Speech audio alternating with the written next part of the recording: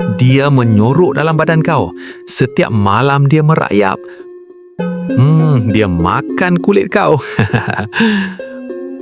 Benar, kita tak akan tahu sebab penumpang tu bernama Demodex. Dia bukan pakcik atau makcik korang. Demodex ni adalah makhluk mikroskopik. Dia tinggal dalam folikel dan kelenjar kulit.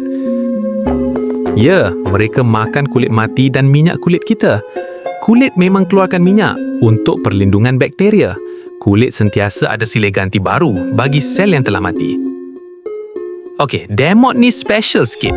Dia makan, mengawan, membiak, tapi dia tak ketandas. Semuanya disimpan sampai mati. Selamat.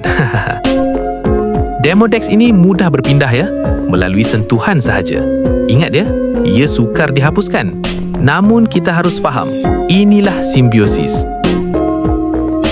Awak payung saya payung awaklah balik. Kan betul kan?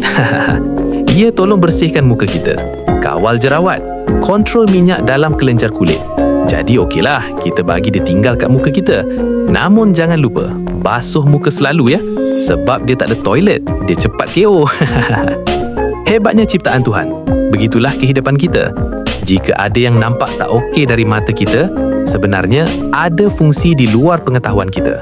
So, apa yang penting? Kerjasama.